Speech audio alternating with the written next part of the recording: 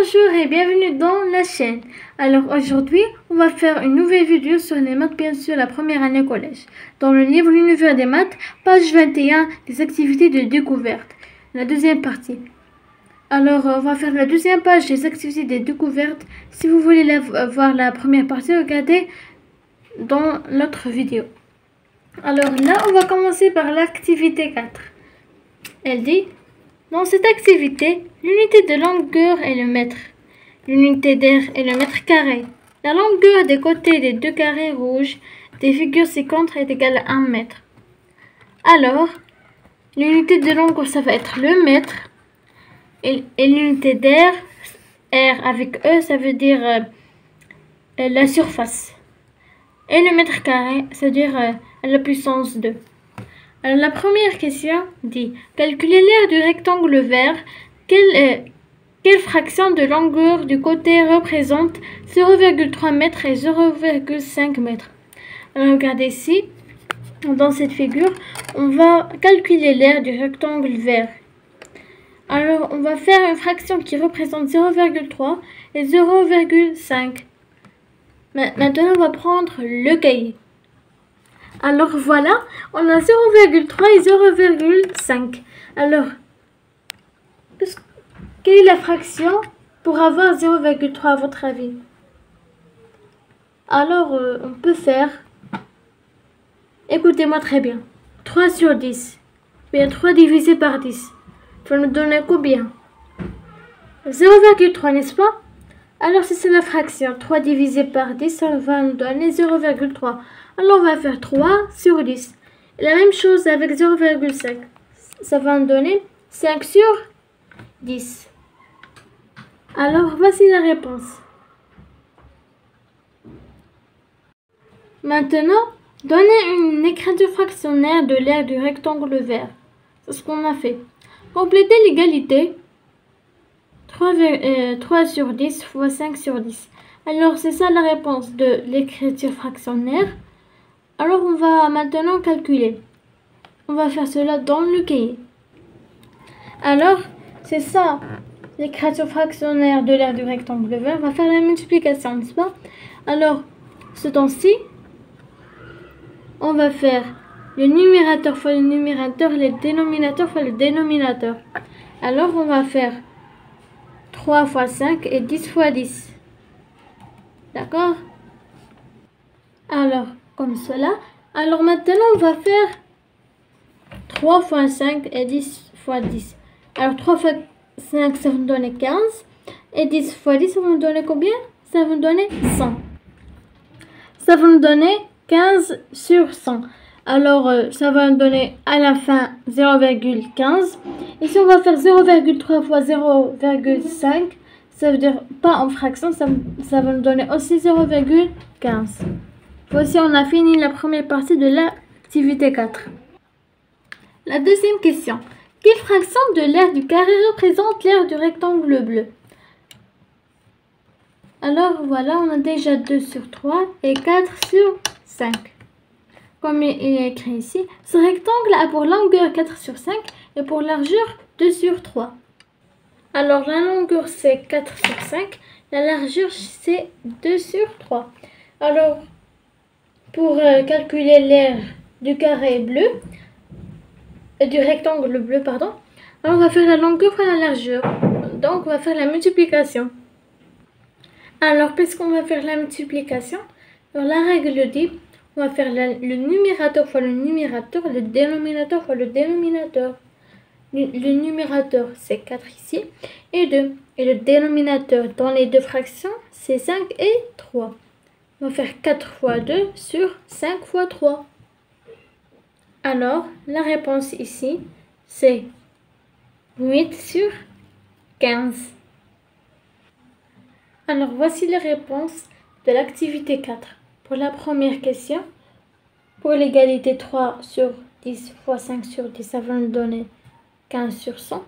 Et pour la deuxième question, bien sûr, aussi dans l'activité 4, l'égalité 4 sur 5 fois 2 sur 3, ça va nous donner 8 sur 15. Donc, d'après la multiplication, mais d'après cet exercice, on a compris que pour multiplier deux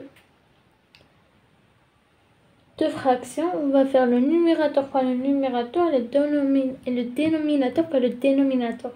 D'accord? Alors maintenant, on va faire l'activité 5. L'activité 5, la première question. Le segment AB a pour longueur 8 cm. Il est partagé en 5 segments de même longueur. Produire la figure en vraie grandeur dans le cahier. AB, 8 cm. Quelle est la longueur du segment AC? Alors, on va prendre 8 cm. On va le diviser par 5. D'accord? Alors, on va prendre ici 1, 2, 3, le troisième segment. Ici, on va faire C. Après, on va calculer. Alors, voici, on va prendre depuis 0 jusqu'à 8 cm. Comme vous voyez ici. Alors, voilà. C'est le segment AB. Alors, pour diviser le segment AB en 5 segments, on va faire 8 cm divisé par 5. Alors, si on va calculer, ça va nous donner 1,6 cm. Alors, maintenant, on va prendre la règle. Depuis A, on va prendre 1,6 cm. On va continuer jusqu'à B. Et ça va être jusqu'à 8 cm. Ça va être parfait. Alors, voilà. On va prendre notre règle. Et puis, on va prendre 1,6. Ça va nous donner ici. On va continuer. Depuis ici jusqu'à 1,6. Là. Puis aussi 1,6 ici. Alors, ça nous donne 2 carreaux. Ce qu'on a compris. Donc voilà. On a 1, 2, 3, 4, 5 segments. Ça veut dire c'est parfait. Voilà. Alors maintenant, on va faire le point C. Puis ils nous ont demandé quelle est la longueur du segment AC. Mais d'abord, on doit le faire. Alors, il y en a 1, 2, 3. Alors ici c'est C, n'est-ce pas? Parce que regardez, ici on a ici C. Il y a ici un seul segment et B. Regardez. Regardez, alors c'est le même. Alors pour calculer AC, on va faire ici, alors est égal à 1,6.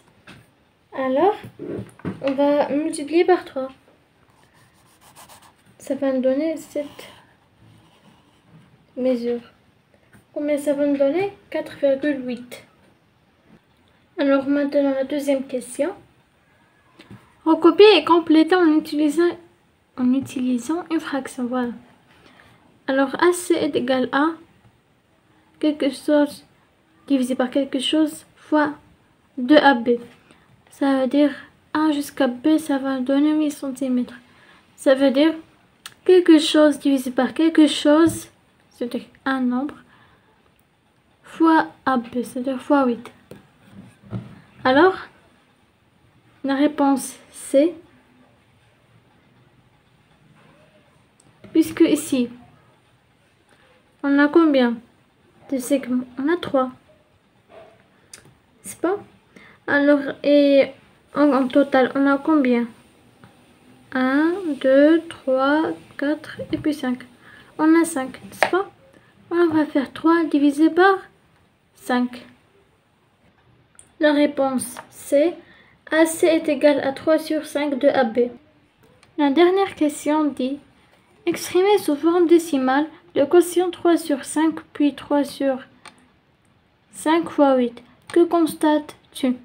Alors ce temps-ci, ce qu'on va faire, puisqu'ils nous ont demandé sous forme décimale le quotient 3 sur 5, ça veut dire qu'on va diviser 3 sur 5. 3 divisé par 5, combien ça va nous donner? ça va nous donner un nombre décimal. On va savoir combien. Alors, on a fait 3 sur 5 est égal à 0,6. Alors ici, pour calculer 3 sur 5 fois 8, on a deux méthodes. Soit on va prendre 3 divisé par 5, ça va nous donner 0,8. Puis on va faire le numérateur pour le numérateur et le dénominateur pour le dénominateur. Ah oui, et une chose, une petite remarque. Par exemple, 8. 8 est un nombre, est une fraction. Mais où est le dénominateur? Le dénominateur, c'est 1. 8 est égal à 8 sur 1. D'accord? Voici. Maintenant, on va faire l'activité 6. L'activité 6. Première question. Dans une baguette de 110 cm de long, ça veut dire elle en a 110. On découpe des dominos de 3,5 cm de long. Alors, ça veut dire qu'on va découper de 3,5 jusqu'à la fin. On va copier et compléter 110 divisé par 3,5. Ça veut dire 110 sur 3,5. Alors, on va multiplier combien pour 3,5 pour ça va nous donner 35. Alors, un stylo. Alors, on a 110 fois combien? Ici, on n'a pas de réponse, donc on va prendre le dénominateur. 3,5 fois combien pour nous donner 35? Alors, vous savez combien? Parce que la réponse, c'est 10. Alors, on va faire 3,5 fois 10 pour nous donner 35. Et 110, puisque ici, on a multiplié par 10, donc ici, il faut faire la même chose. Parce que si on va faire ici fois 10, ici un autre nombre ou bien fois rien, alors là, c'est une autre opération. Et puisqu'on va faire ici fois 10 et ici fois 10, c'est la même opération, seulement on a éliminé cette virgule. D'accord? Alors, maintenant, on va calculer le nombre de dominos découpés. Alors, on va calculer. Ça veut dire on va faire 1100 divisé par 35. Alors, ça va nous donner 31 dominos découpés. Mais ça va rester un petit bout de baguette, mais en général, ça va nous donner 31. Maintenant, la deuxième question dans l'activité 6. La deuxième question dit Hicham a payé 24,65 dirhams pour 1,7 kg de pommes. En procédant comme ci-dessus, calculez le prix d'un kilogramme de pommes. Alors, ici, on a 1,7 kg de pommes. Alors, pour avoir 1 kg, on va le diviser par 1,7. Ça va nous donner 1 kg. Alors, on va faire la même chose avec 24,65. On va le diviser par 1,7. Après, ça va nous donner combien? Ça veut dire 1 kg. Ça va nous donner combien ça va nous donner? Combien ça va payer pour 1 kg? On va voir cela maintenant. Alors, puisque ici on a divisé par 1,7 pour nous donner 1, alors ici on va faire la même chose. On va diviser par 1,7 pour avoir combien il a combien le prix d'un kilogramme de pommes. Alors voilà. Pour avoir 1 kg, il va donner 14,5 dirhams. D'accord? Parce que si on va faire, s'il veut 1,7 kg, alors on va multiplier cela fois 1,7, ça va nous donner 24,65. J'espère que vous avez compris. Peu n'importe, voici la réponse. Maintenant, le troisième exercice. La troisième question dit Maria paie 20,25 dirhams pour 2,25 litres d'essence. Calculez le prix d'un litre d'essence. Alors là, on va faire la même chose. On va faire la division pour savoir combien. Alors, ici on a 2,25 litres. On va diviser par 2,25, c'est le même nombre pour avoir 1 litre. Alors, on va faire 20,25 dirhams divisé par 2,25 litres. Parce que puisque ici on a divisé par 2,25, ça on va faire la même chose, divisé par 2,25. Alors, à la fin, ça va nous donner 9 dirhams. Et voilà, on a fini l'activité 6. Maintenant, on va faire l'activité 7. Alors maintenant, la dernière activité 7. Alors ici, on va calculer les nombres suivants en utilisant l'écriture décimale puis donner le résultat en écriture fractionnaire simplifiée. Alors moi, maintenant, je vais faire l'écriture fractionnaire. Après, on va faire l'écriture décimale. Alors ici, on a 5 plus 2 sur 10 parce qu'ici, ils ont le même dénominateur. Alors, on n'a aucun problème. Ça va nous donner 10 sur 10. Ici, on a 5 sur 4 plus 2 sur 4, ça va nous donner 17 sur 4. Ici, 45 moins 12 sur 100, alors ça va nous donner 23. Alors ici, on a 9 moins 2, ça va nous donner, bien sûr, sur 5, parce que si on a toujours le même dénominateur, ça va nous donner 7 sur 5.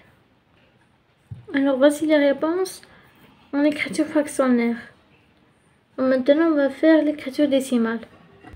Alors, pour la première opération, on a 5 divisé par 10, ça nous donne 0,5 plus 0,2, ça nous donne 0,7. Parce que aussi 7 divisé par 10, ça va nous donner 0,7. Alors ici, on a 45 divisé par 100.